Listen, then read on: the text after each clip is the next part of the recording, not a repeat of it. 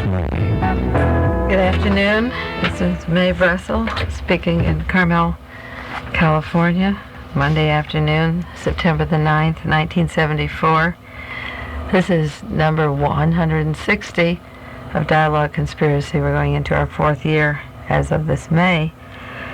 I date these programs on purpose, hoping that you have tape recorders or cassettes and take down these shows and keep a record of the things that you're hearing. Some of you stations have not been tuned in for the first few years that we were on the air.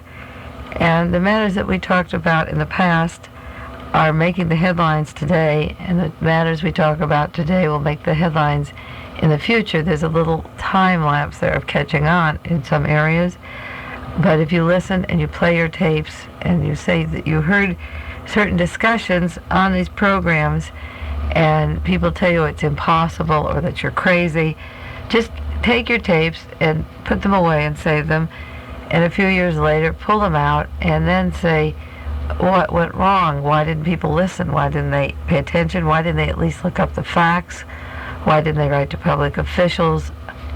Are you doing enough right now as this information comes out to you to act on it? The reason I bring this up is that there was a news service that came out this week about James Earl Ray's trial. It was from the Zodiac News Service, and this was the news account. It says, attorneys for James Earl Ray say that they will shock the conscience of the nation during a special evidentiary hearing scheduled for Ray beginning October the 22nd in Memphis, Tennessee. Ray, the convicted assassin of Dr. Martin Luther King Jr., has been granted the hearing as a first in his effort to prove his innocence. Ray was convicted of Dr. King's murder during a one-day trial, this was in 1969, after he pleaded guilty to murder charges. During that hearing, James Ray later interrupted the proceedings to state that he was innocent of killing Dr. King and insisted there was a conspiracy behind the plot to murder the civil rights leader. Before Ray could complete his statement, however, he was ordered into silence by the presiding judge, and less than an hour later was given a 99-year prison term for King's murder. Ray has been insisting since that trial that he was the fall guy in a conspiracy to kill King. He says he was pressured by his attorneys into pleading guilty in return for promise of a large sum of money coming from the returns of a book on the King-Ray case. Ray's new attorney said they've now collected enough evidence to prove that Ray's first trial was what they termed a travesty of justice. They state they can demonstrate that Ray was unfairly coerced by the prosecutors and his own attorneys into pleading guilty, saying their evidence will shock the conscience of the nation and the world. Ray is expected to take the witness stand and testify about what his version of what went on behind the scenes during his first trial. The evidentiary hearing is expected to run for 6 or 7 days and could result in an entirely new murder trial for James Earl Ray. Well, for those of you who have listened to Dialogue Conspiracy these last 3 years, you know that we've talked about the travesty of justice. In the articles that I've written, I refer to James Ray as the fall guy, like Lee Harvey Oswald. I'm writing a book. I have enough material for a book on the fact that Lee Harvey Oswald never owned a rifle, never saw a rifle, never had his hands on a rifle, never shot a rifle in Dealey Plaza, and yet the Warren Commission could have a team of lawyers, investigators, working for 10 months, call witnesses, thousands of witnesses, thousands of pages of documentation, publish a book, lock stuff up in the National Archives, and tell you that Lee Harvey Oswald was the only man that killed John Kennedy. Lee Harvey Oswald did not shoot John Kennedy. James Earl Ray did not kill Martin Luther King. And Sirhan did not kill Robert Kennedy in California. Now, I know that the people who put out this news service think that the conscience of America will be shocked. I doubt if the conscience of America will be shocked. I don't know if they have a conscience or who has a conscience. I don't even know what a conscience is anymore. I do know that I have mentioned these facts, and they are facts about the travesty of justice on the air, not only in Carmel, but across the nation. In fact, my voice is tired. I just did a 2-hour radio show in Maine last night, Portland, Maine, talking to people there who have a really total news blackout. They don't have anything like dialogue conspiracy back there.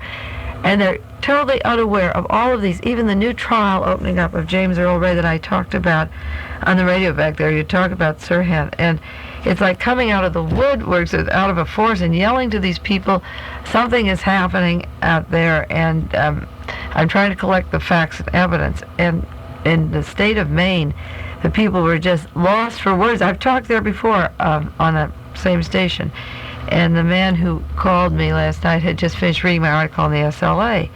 So we were talking about the SLA, and we got into opening up the James Earl Ray case, and he said, "Where are you getting your information?" And I said, Zodiac News Service or the Whole Earth News Service. And if you take the Associated Press or United Press, this kind of information isn't coming over. Maybe when Ray's trial opens up, some of it will come over. But for the most part, people are not informed about these things and remain in the dark. The mention of a travesty of justice is interesting. There is a book, I think the title of it is A Travesty of Justice, and it's about the trial of James Earl Ray and Sirhan and Clay Shaw's trial in New Orleans, Jim Garrison's trial.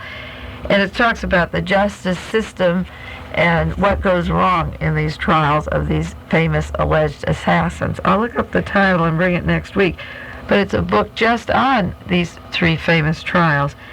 In the course that I gave at the university last year, and I'll be giving again this spring, and also for my research that I'm putting into a book, I really put it together for a book, I did a chart or diagram of 15 circles of a conspiracy that all interlock with each other. And each circle is as strong, the conspiracy chain only holds if each link of that holds together. And one of the links in that circle is the Supreme Court and the Justice Department and the lawyers. When James Ray says that his lawyers railroaded him through and made him plead guilty when he knew he was innocent, you wouldn't have the people in America believing that James Ray killed Martin Luther King if it weren't for the lawyers telling him to lie when he wants to tell another story that he's a patsy. You also have the Supreme Court turning down the hearing of opening up this case. James Earl Ray wanted to open up. The Supreme Court denied it and turned it down, the justices. Majority appointed by Richard Nixon, but those under Johnson wouldn't have done any better. The Supreme Court covers every major conspiracy, and members of the Supreme Court are part of it. Earl Warren was, because he headed the Warren Commission, and Justice Powell was an attorney for Lee Harvey Oswald. So anything that comes up before the Supreme Court, there already is an ear there that has an insight of how the case is covered or would cover it up. So the courts cover these matters up and are in collusion with the very same people who hire the assassin or cover it up. They're part of the cover-up no matter how you slice it. So the important thing is that this is going to trial. Well, why is it going to trial now? Oh, if James Earl Ray couldn't get his appeal before the Supreme Court.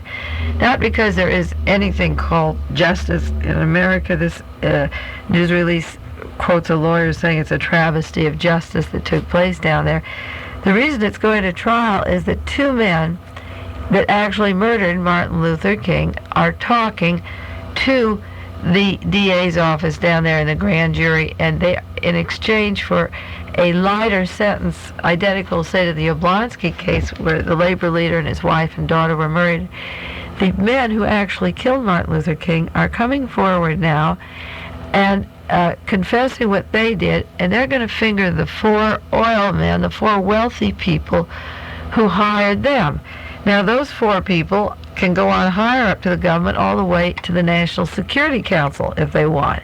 These 4 men are going to be named as the ones who were doling out the money to kill Martin Luther King, and then they, in turn, pass it down through other chains of command until you get a poor convict in Missouri who is let out of jail, who doesn't escape, who is let out of jail and makes a route about 17 months and ends up a fall guy behind the Lorraine Motel. He's never been in the town before in his life, and he's at the Lorraine Motel in an expensive car that was bought for him, a gun that he was told to buy in Birmingham, Alabama just days before, and he's the fall guy, and then he's locked up for life.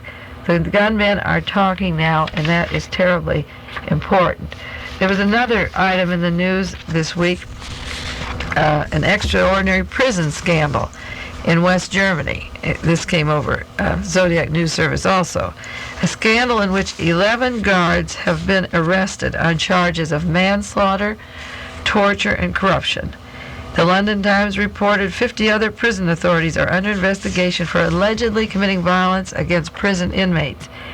In the mayhem, an inmate who cried out in pain because he suffered from meningitis was put in a cell, locked up, and allowed to die there. He burned, they turned the heat up, and he died there on the floor of the cell.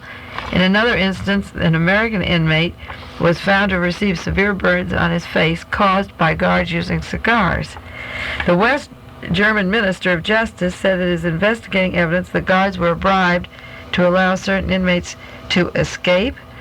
They illegally sold liquor and television at inflated prices, and the Ministry of Justice has ordered a re-examination of unnatural deaths of all inmates since 1970.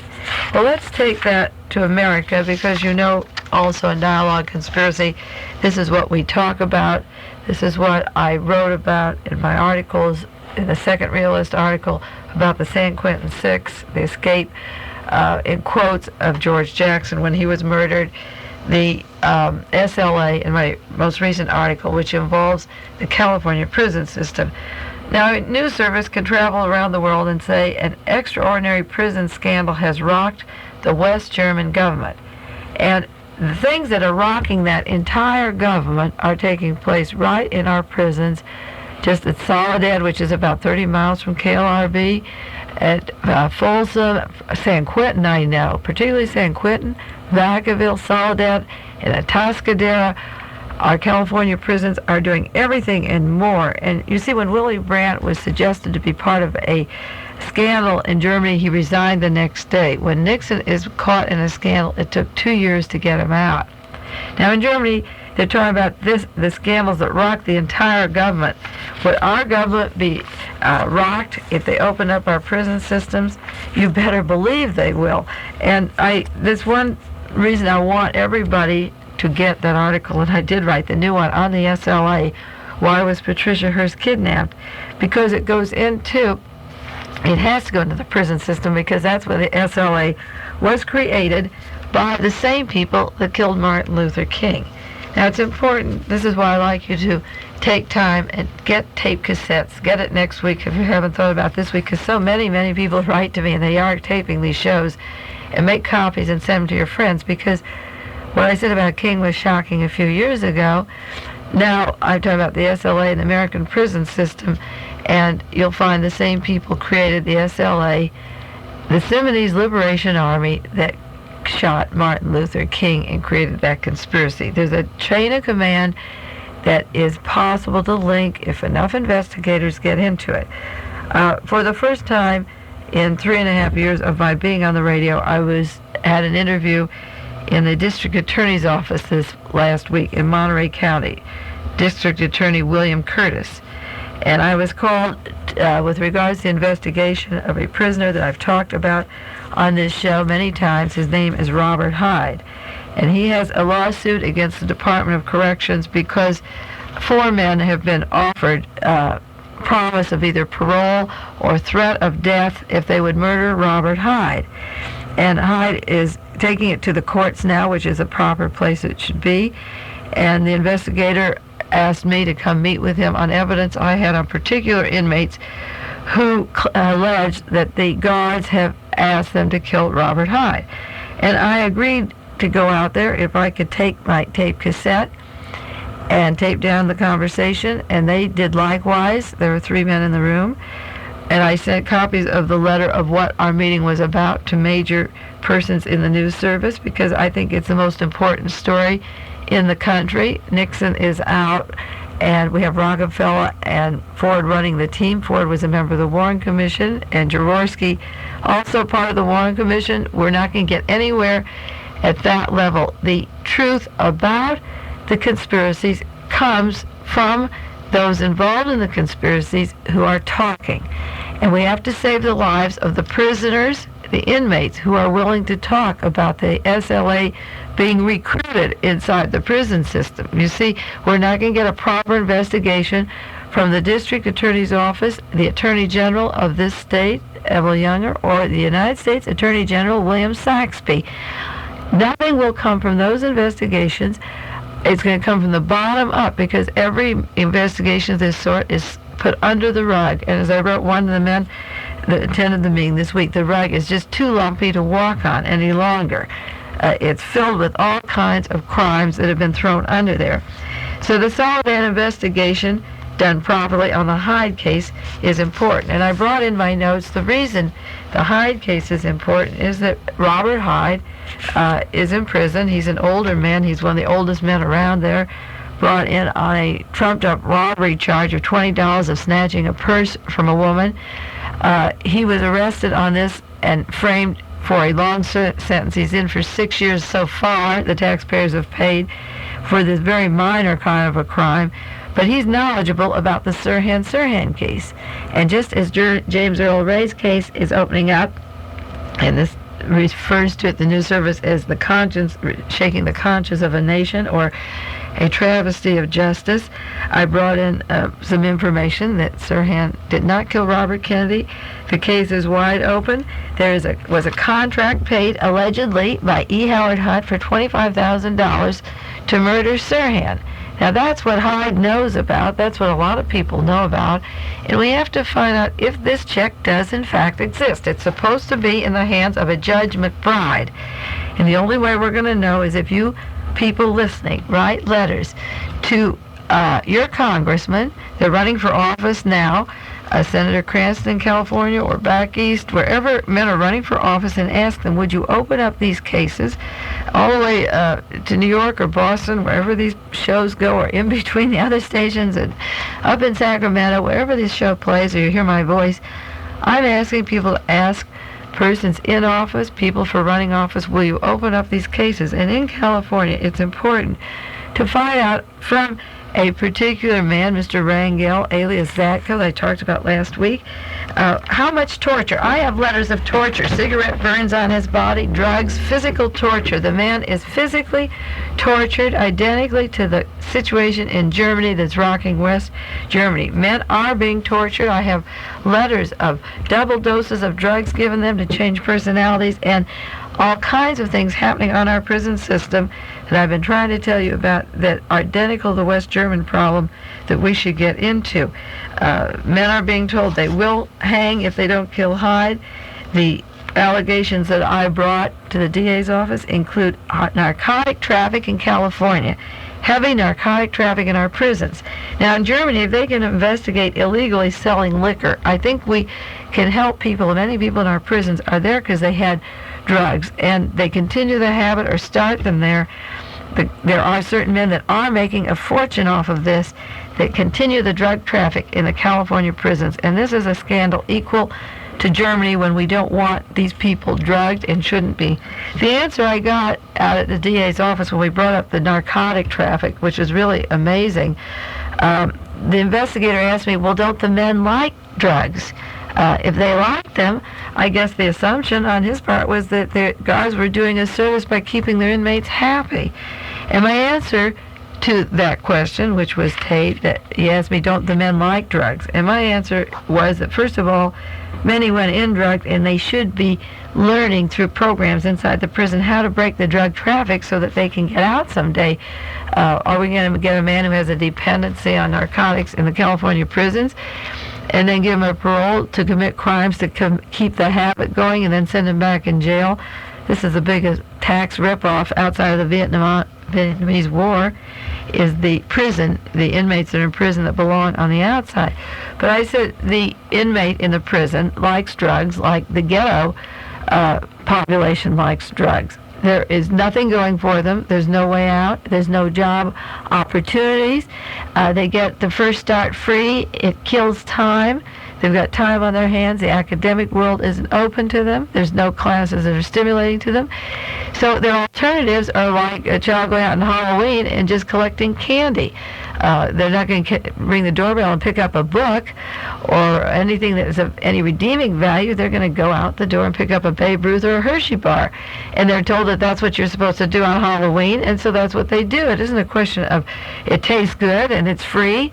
It starts free, and then you go out buying more, and you get your head filled with white sugar or drugs or whatever. The prison inmate is a captive audience. The ghetto inmate is a captive audience. And what I said was, if the inmate in the prison likes drugs, he also would like job training. He would like to do more than make license plates. He would like to learn studies. There's no educational program going on in most of the prisons of any worthwhile value. The classes now, there's lockdowns. At Soledad, they sit in their cells, and the teacher, as I understand it, yells out to a handful of them. A handful are trained. Folsom, there's nothing going for these men. Few things at San Quentin. There should be mass education, self-improvement, job training, a choice of skills.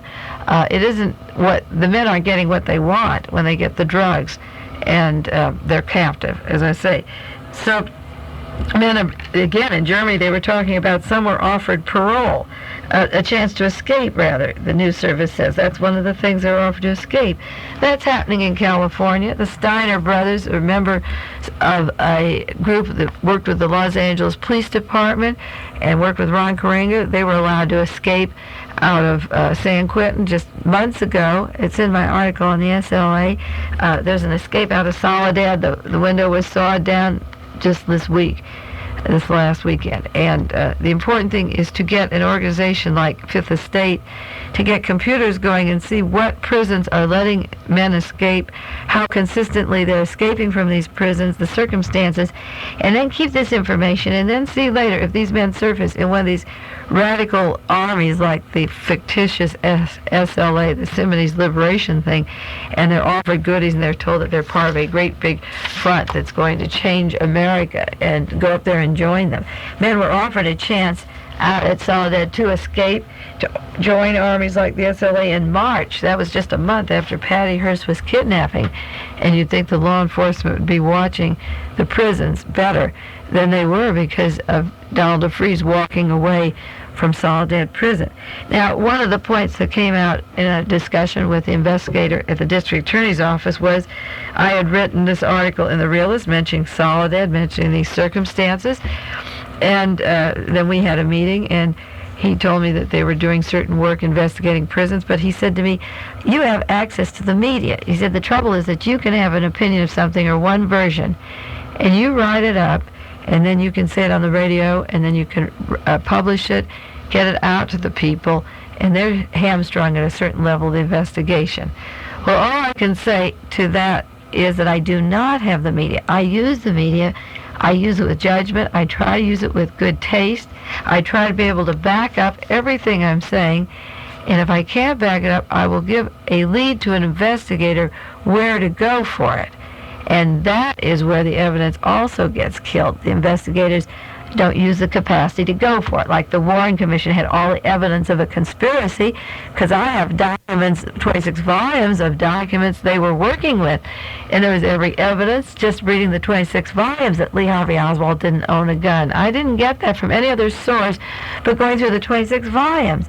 So what happens is that after Donald DeFreeze leaves Soledad, the prison authorities tell the Associated Press, United Press, Marilyn Baker, the newsroom up that goes around San Francisco and all over the world, KPFK and all these other stations, they tell them there was an escape at Soledad. And I say it was a walkaway.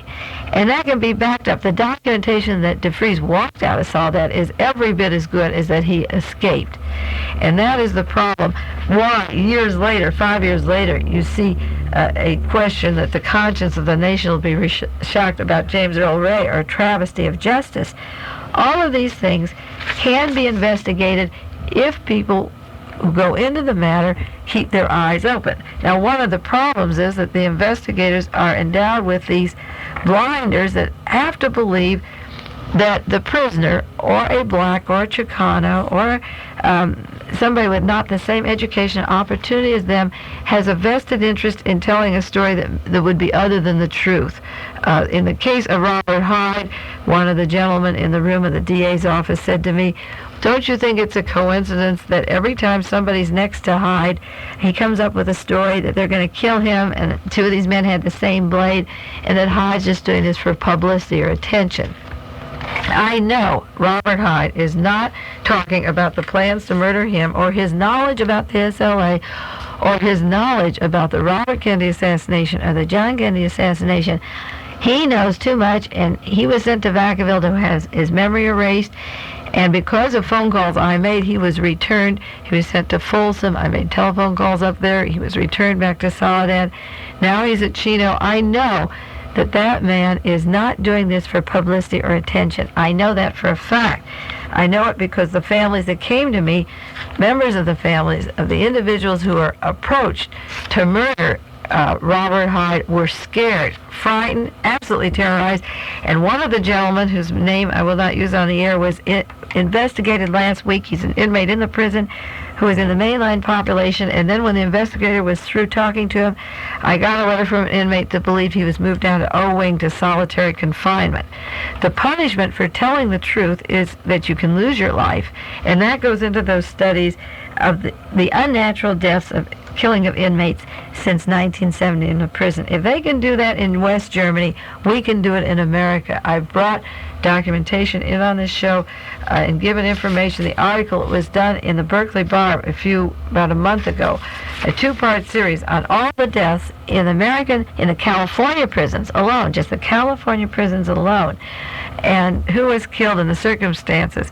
And if they're investigating in Germany a handful of deaths and 11 guards, then we have something in California that'll rock this nation, that should rock this nation way beyond anything they've come up with in Germany. Now, one of the things I was bringing out to the investigator in my discussion was that to change the prison system in California, you could end all the narcotics, all the weapons, killing and violence in 60 hours with a very good program that I've thought about many times. And one of the gentlemen looked shocked. I would almost say 48 hours, but in 60 hours, I think a lot of this could be eliminated. But in your prison system, you have to want to make those changes. And to do it, it maybe would mean getting rid of 11 guards at Soledad, 11 guards at San Quentin, 11 guards at Folsom, maybe 11 at Vacaville. It is not the entire prison system I'm speaking about. It is not the entire CIA I talk about, or the FBI, or the military. There are a handful of people that have worked themselves to positions of power, who are ruthless, who are bringing on a future genocide, a reign of terror. We have a reign of terror in our prisons now. It is a handful of people that are bringing this on, and a handful could solve the problems. It isn't that they don't have a solution. It's that the people who are investigating them are hard to admit that they have to listen now and get rid of a few of these guys that have worked their way up to the top. It was like 2 years of eking out Nixon for the presidency. It took a lot of work, and it wasn't because Congress had the guts to do it. They were working towards it, but they dragged their feet. And the Senate Select Committee is for the birds, covering up wherever they could, witness after witness. I'll write for years on the parts that they covered up, just that are in the open, and God knows what else they have. But it's the actual problem of getting these top people out, and the only thing that brought Nixon out were those tapes in the end that brought him out finally and quickly after the 2 years of dragging. But there is evidence to remove these people that are causing so much harm to the institutions. And if Germany can get rid of, investigate their prison guards, 11 of them and maybe a few more, if they can go into that deaths in that prison or prisons, and if they can go into their scandals, there's no reason why we can't do this in America. Once you set your minds to it, you're keeping many people in there. Say a man is eligible for parole, and they say, well, if you don't kill Robert Hyde, we're going to keep you in for the rest of your life. Now, what does the taxpayer, just if you're not even worrying about that inmate's life, which is hard for me to get people to care about, what does a taxpayer do paying $10,000 a year, the same price it would send him to Harvard, to keep this inmate in for life because some guard didn't get to kill Hyde, who obviously got word through the CIA that this was a favor for the White House and Hunt because of the Sirhan case, because of what he knows. What purpose is served for the taxpayer to keep these men, false write-ups, innocent men, in prison year after year and build bigger prisons and million-dollar prisons, $86 million proposed for a new one, when a good percentage of those, 80% of the people in there, could be out within a year?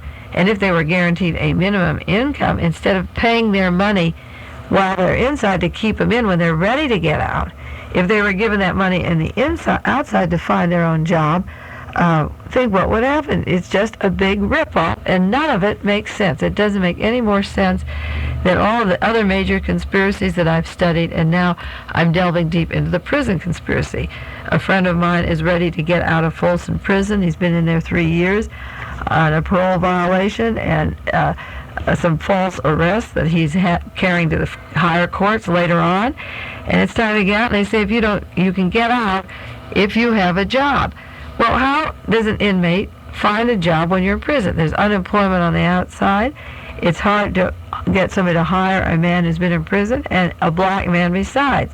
So the prison system says if you have a set income, you can get out. Why don't, instead of paying his, he's served his time, he's legally ready to get out, so why not just give him the same amount of money it would cost him to live in San Quentin and let him find his job? That is just too simple.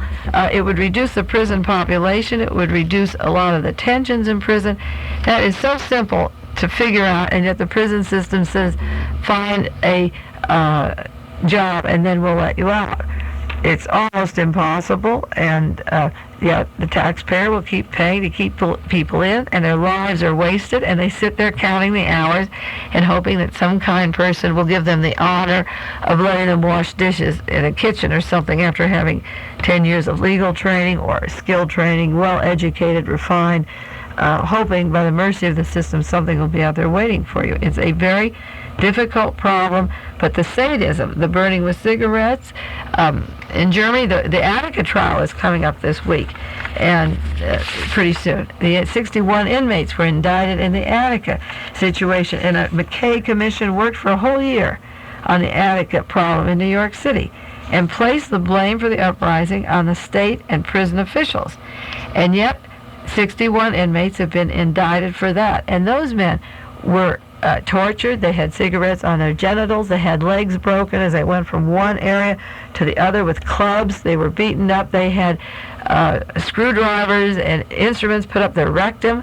There was torture, terrible torture in Attica, and a lot of pain, a lot of suffering, living there 3 years now in terrible conditions in the prison, and now have to go to trial. Some of the charges are like 300 years, 900 years. They've compounded on these few people, these 61 inmates. When 1,000 state troopers went into a yard, I don't know how many of you saw the movie called Attica. You should request it if there's a defense fund around. Ask the movie and show it in your hometown, and colleges starting this year. You should ask people at the college, they have information on this movie, or the Attica defense, to see the movie. And they were all getting out in the yard, and they had complaints of food and injustices and long trials, and a whole list of about 30 complaints. And we're sitting out in the yard. No one had been hurt. Nobody died. And everybody, it looked like a hippie village. They were camping out there and really getting it together. There wasn't any instances of violence in the yard. And it's a very touching movie because it was Governor Rockefeller who refused to talk with them even on any method of communication when very responsible people had asked him to come. And there was a list of things that these prisoners wanted. It's a slave ship of the worst kind, and they were asking for attention. And the reports of an objective report said that the state and prison officials had made mistakes in this incident. So instead of having amnesty for these people, the governor called in 1,000 troops, and it's a very moving thing to see Governor Rockefeller in that movie, and then to see the troops coming on trucks, and they mount the walls, and 1,000 troopers set up, and they begin to just fire in the crowd, and it's a mess. It was a bloody mess in the courtyards, and lots of deaths. 43 men died, and 10 of them were hostages. 43 were murdered, and the others were shot at and wounded. And it was a rainy day then, and they were in the mud, and they were crawling on their belly from one end of the yard to the other, face down in the mud. And then they had to go from one court to another and were beaten and clubbed. And as I said, their genitals were burned with cigarettes, their legs were broken, some bodies hurt, torture, and 3 years now before a trial, and now they're going to go on trial, which means death. I don't know if the death penalty is in New York now or not, but this terrible, lengthy trial, imprisoning all these 61 inmates, 3 years, the state of New York, this lengthy trial of all these people, and each one of these men, for the price of keeping them in prison those 3 years, each one of those men, 61, could have been returned to his family, given a minimum wage of 1 year, have found a job by then, and if he hadn't found a job in a year, maybe send him back to prison. If he couldn't get back, I would bet my life on the line that not 61 of those inmates, not one of them, would have committed a violence from then until he died. I don't believe that these people were violent. They sat down to protest grievances that were taking place in an institution. So the people of New York have to house 61 inmates, not only for 3 years, but for the rest of their natural lives in lengthy court trials, a total waste of human resource. We talk about ecology in this country, and so many people think that they're really doing something if they have a Coke or a Fresca and they don't throw it on the highway, that they're saving something. And they feel very liberated, very liberal, belonging to ecology clubs or saving jars or glasses and recycling. And I'm not against recycling newspapers or cans or anything. I believe we should save. We waste down the line. We waste too many things in this country. But one of the worst things we waste is lives. We just cannot turn our heads around to realize what we're doing with these lives. For example, James Earl Ray, life in prison. Sirhan, life in prison. The men didn't even kill anybody. And it doesn't make sense. And it only makes for unrest. And then the people who know about it, who are going to surface, they get killed. And more trials and more lives wasted. It's a vicious circle, and I've spent more time on the prison problem and the James Earl Ray thing because today, as I came in the studio, I was reading these news accounts. It came to my mind, the Sirhan thing opening up into the Robert Hunt and linking to the SLA down here at Soledad Prison, and thinking of James Ray and Attica and the prison system as it is run. And a lot of this, again, like James Ray's lawyer, it has to do with lawyers who are allowing these things to happen, who are not in there very early getting the proper investigators and listening to both sides. I think it's important to listen to what the inmate is saying because his voice is just as clear and just as concise, and his life is on the line for talking, and we should begin to listen to them and open up our prisons like they're going to do in Germany. Well, I have a few minutes more here. I have a couple of news flashes. I was going to talk about E. Howard Hunt for the bulk of the show, but maybe I'll do that next week because E. Howard Hunt is the pivotal man in the Watergate case and in the John Kennedy assassination and maybe in these other conspiracies. We don't know where he was in these middle years, but E. Howard Hunt is very pivotal. There's a magazine called Genesis, August 74, has an article on E. Howard Hunt, the importance of E. Howard Hunt, and how was he employed at the White House by Charles Colson. Charles Colson got him a job at the White House, and the two key words there were the Bay of Pigs and John Kennedy, and it was because of what he knew, allegedly, about John Kennedy that he got his job in the White House with Richard Nixon and the White House plumbers. But the way I interpret the article, and it's a very good article, and it's written by Fletcher Prouty, Colonel Fletcher Prouty, who worked with the CIA, and it's a very concise article. We'll go into detail next week. It's what Hunt knew. He threatened he could destroy Kennedy, but he also could destroy the White House, which he threatened later and was worth $1 million. And the article brings up the question, how could E. Howard Hunt ask $1 million from Richard Nixon? And Nixon says on the tape there's no problem of raising $1 million. And Fletcher Prouty, who worked in the intelligence agencies and for the Pentagon, asked the question, was it what E. Howard Hunt knew about the John Kennedy assassination? His application to work at the White House was because he knew about Kennedy, but was it so much what he knew about John Kennedy or about the Kennedy assassination? Because he didn't make clear if what he knew happened before or after November 22nd, 1963. Another important article that involves E. Howard Hunt is in True Magazine, and Confessions of a Watergate Burglar by Andrew St. George.